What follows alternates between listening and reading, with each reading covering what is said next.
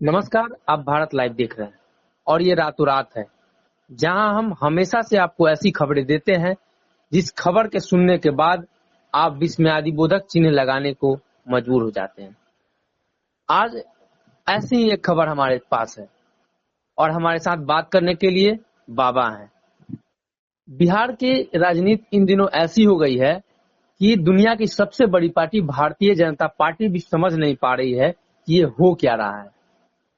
उनके पैरों तले जमीन खिसक चुके हैं, क्योंकि जिस तरीके से नीतीश कुमार ने अपने सारे दुश्मनों को एक एक करके किनारा लगाना शुरू किया, अब बीजेपी भी इस नीतीश कुमार के इस फैसले से असमंजस में है।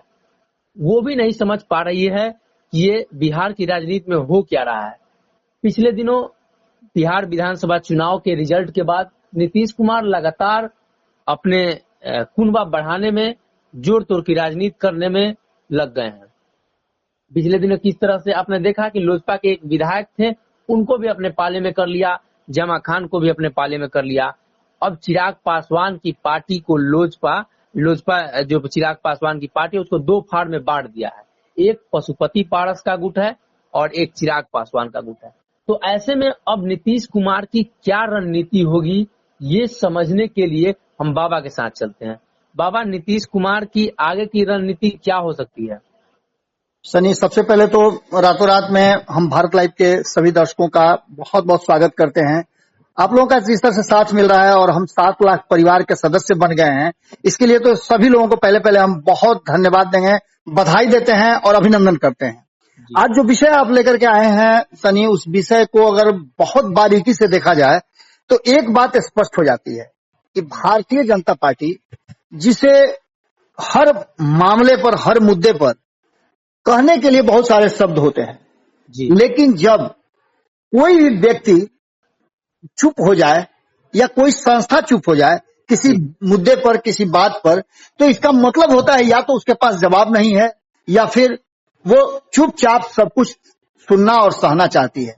लेकिन जो माहौल बना है और जिस माहौल में बिहार की राजनीति अब हिचकोले खा रही है, उसे देख करके साफ लग रहा है कि भारतीय जनता पार्टी इतनी मजबूर शायद देश और दुनिया में किसी के सामने नहीं हो। नरेंद्र मोदी, जिन्होंने कहा जाता है कि दुनिया के हर देश के सामने भारत का पक्ष रखा, लेकिन वो आते हैं और नीतीश कुमार के सामने नतमस्तक हो जाते हैं। ये बड़ा ही अजीब है। याद आ रही है मुझे कि जिस तरह से मोर को आपने देखा होगा कि सबसे सुंदर पक्षी कहा जाता है, क्योंकि उसके पंख और उसके नाचने के स्टाइल से लोग मंत्रमुग्ध हो जाते हैं।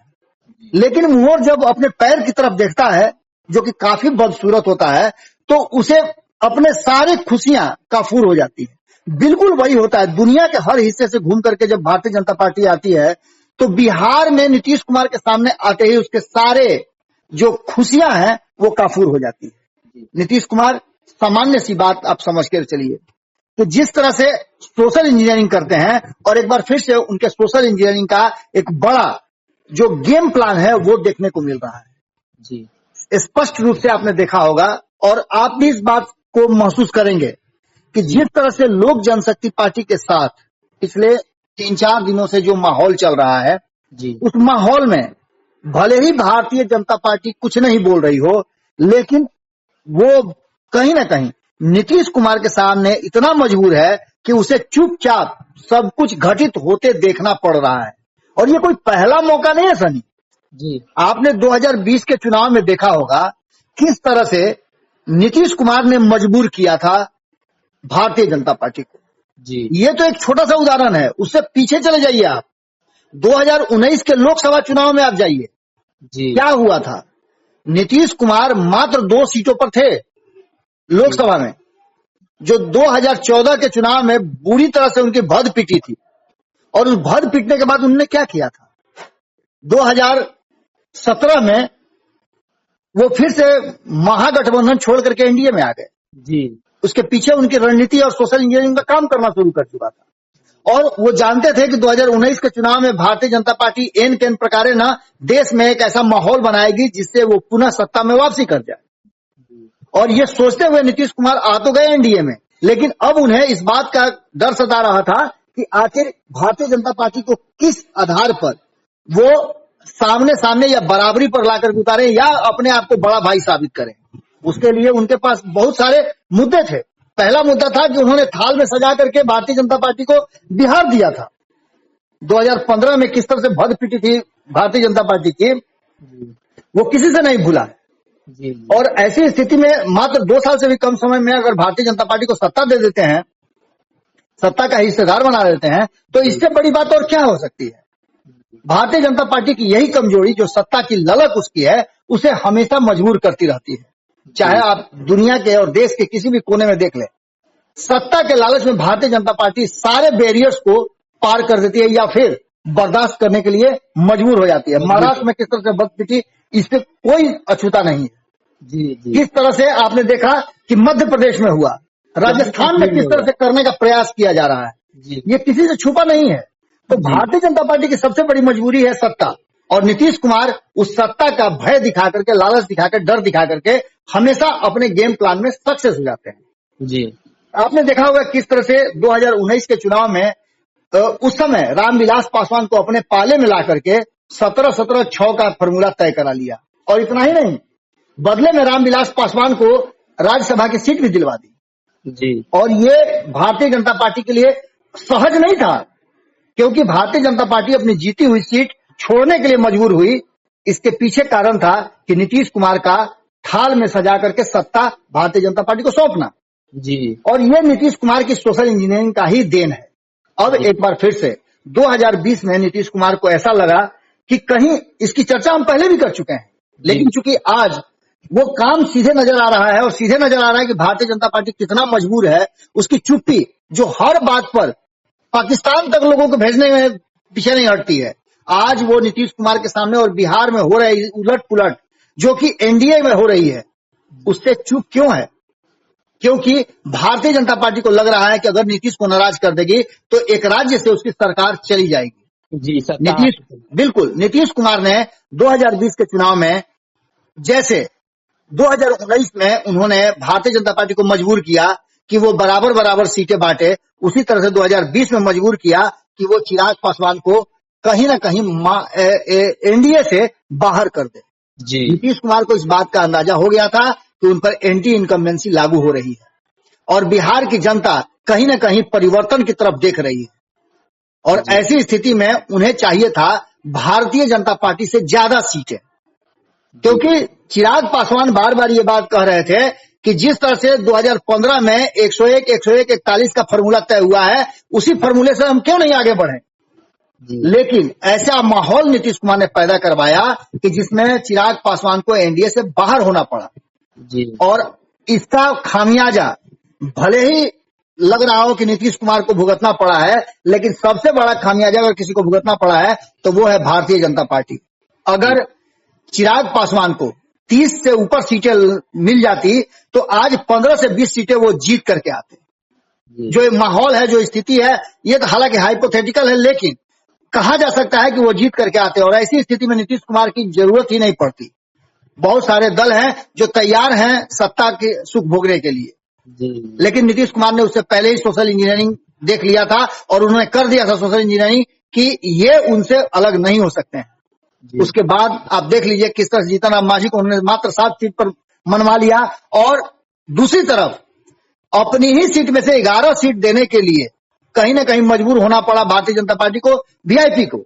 जी, और ये नीतीश कुमार के सोशल इंजीनियरिंग का सबसे बड़ा गेम प्लान था। उसके बाद उन्हें यह भी पता था कि अगर चिराग पासवान डैमेज करते हैं तो बहुत ज्यादा नहीं कर पाएंगे, लेकिन चिराग पासवान ने बहुत बड़ा डैमेज कर दिया। लगभग 30 से ज्यादा सीटें जदयू को कम आई, और नीतीश कुमार के खिलाफ चिराग पासवान ने जहर भी उगले। जी, इन दोनों परिस्थितियों में चिराग पासवान सबसे ऊपर के टारगेट पर नीतीश कुमार के थे, जिनसे बदला लेना जरूरी था। और मात्र 6 महीने में आपने देखा किस तरह से बदला लिए, चिराग पासवान को अकेले कर दिए हैं। और कहीं ना कहीं भारतीय जनता पार्टी ये सब देखने के लिए विवश है, मजबूर है। जी, अब इस सोशल इंजीनियरिंग में नीतीश कुमार ने 2 गेम साधा है। पहला तो ये कि भारतीय जनता पार्टी चारों खाने चित नजर आ रही है। दूसरी तरफ 6% जो वोट है, 13% जो टोटल दलित वोट है, उसमें 6% वोट का सारा खेल चल रहा है।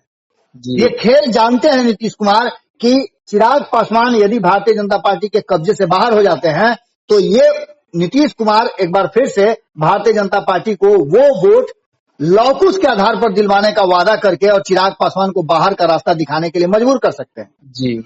लेकिन सबसे बड़ी बात यह है कि आज जिस तरह से नीतीश कुमार ने मजबूर कर दिया है भारतीय जनता पार्टी को इस बात के लिए कि वो चुप्पी साध के चुपचाप से चिराग पासवान एपिसोड देखती रहे, ये नीतीश कुमार की सोशल इंजीनियरिंग का सबसे मजबूत हिस्सा है और इसका घाटा आने वाले समय में भारतीय जनता पार्टी को बड़ी बुरी तरह से झेलनी पड़ेगी। आप इस बात को समझ लीजिए कि नीतीश कुमार ने कहीं ना कहीं अपना सोशल इंजीनियरिंग तो चल दिया है, अब इस सोशल इंजीनियरिंग से कैसे बाहर अपने आप को निकालती है भारतीय जनता पार्टी, ये सबसे बड़ी बात होगी। और ये भी बात पक्का है कि जो 6% वोट है, खास करके जो रामविलास पासवान का बोया हुआ फसल है, उस फसल को काटने की क्षमता पारस में तो नहीं है, न तो पशुपति कुमार पारस में है, न प्रिंस राज में है और न जो बाकी के 4 उनके जो एमपी हैं वो साथ में गए हैं उनमें है। क्योंकि जो अगर वोट ये दिला पाएगा या ट्रांसफर करा पाएगा वो है चिराग पासवान, क्योंकि चिराग पासवान ने खुद को प्रूफ किया है, चाहे 2019 का चुनाव हो, 2014 में फैसला लेने की बात हो या 2020 में, भले ही उनकी सीटें नहीं आई लेकिन उन्होंने वोट ला करके दिखा दिया कि उनके वोटर कहीं नहीं जा रहे हैं।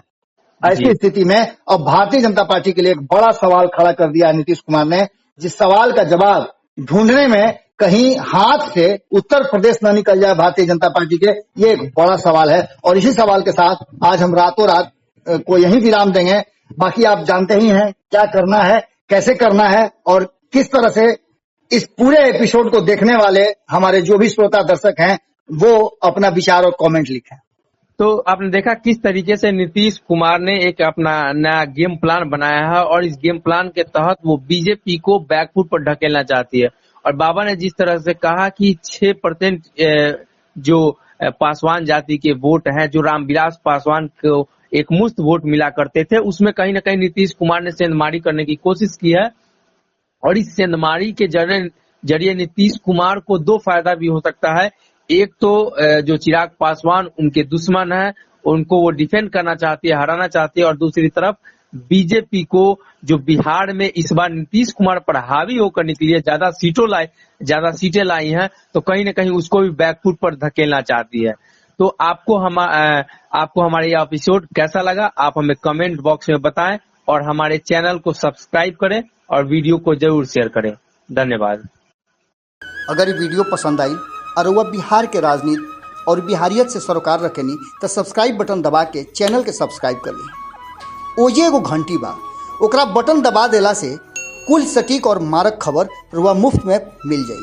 अगर रुआ पत्रकारिता के हमनी के नया प्रयोग में सहयोग कर चाहतानी तो ज्वाइन बटन दबा दी। पेटीएम नंबर नोट कर ली 9386816700। धन्यवाद।